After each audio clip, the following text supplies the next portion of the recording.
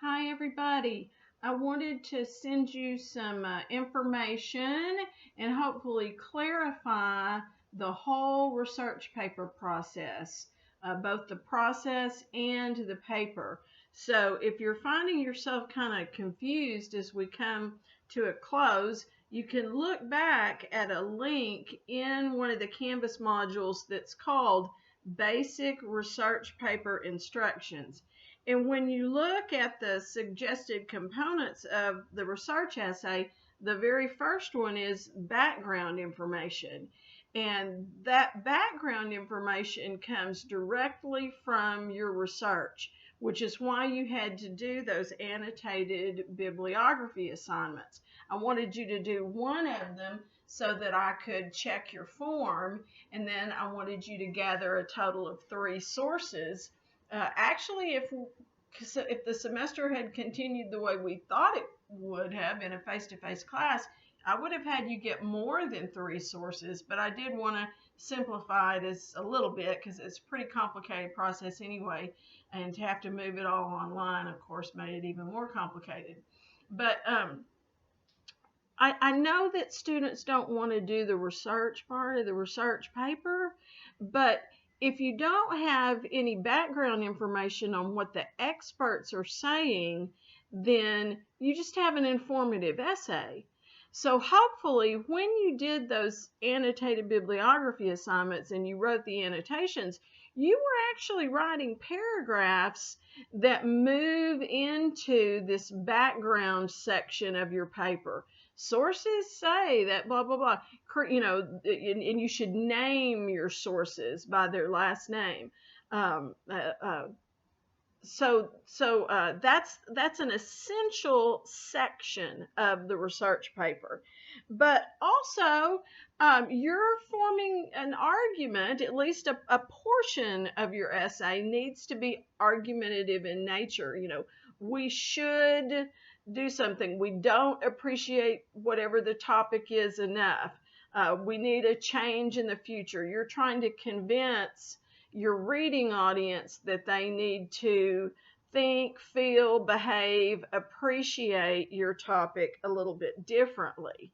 Hopefully there's some evidence from the background material that you can include to support your argument, these claims that, hey, society as a whole needs to do this a little bit differently, or we don't understand it well enough, whatever. It's going to depend upon what your topic is. Also, you want to anticipate any logical counter arguments, any opposition that someone who thinks, feels, believes differently from you may have. It strengthens your argument to anticipate opposition. And then sometimes research has limitations, especially if you're really doing scientific research. That will have limitations. But even, maybe if you're studying athletes, there would be limitations. Again, it's going to depend upon your topic. I mean, obviously, are you talking about professional athletes and why college athletes might have certain limitations that would be different? It's almost kind of like in some ways it can almost be like a comparison issue. And then your recommendations for the future. Now that's the whole essay. When it comes to writing the essay drafts, I've never had any luck getting, good first drafts that are 1,500 words in length. So that's why there are more drafts of the research paper than usual, perhaps.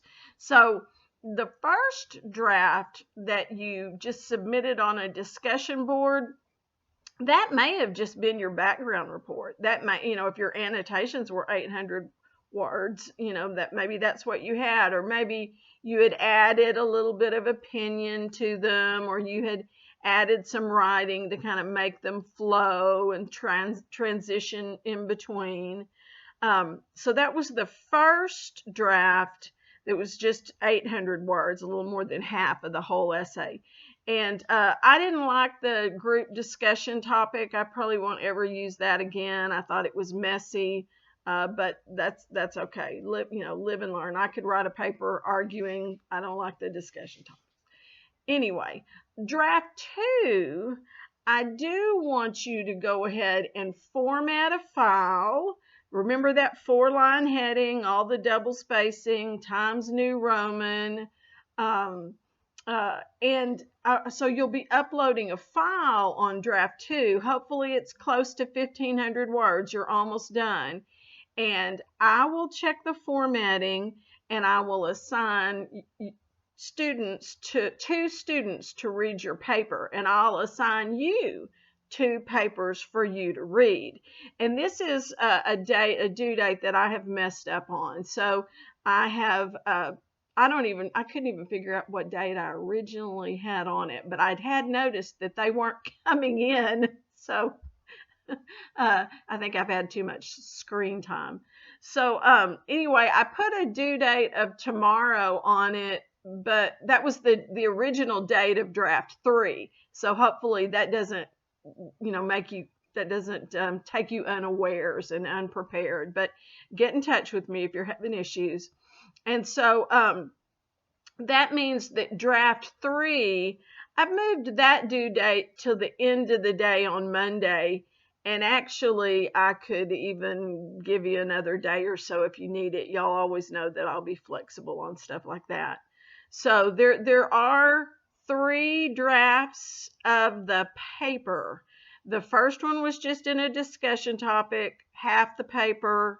I didn't really like the format, the discussion, the group discussion. I don't mind the discussions, but I don't like the group discussions. The second draft is what seems to have fallen through the cracks. That's where you start formatting the paper, and you're getting close to 1,500 words. And I'm going to assign peer reviews, and that works a lot better than the group discussions. So those really need to come in soon. I've got a due date of tomorrow. But again, we can be a little bit flexible on that.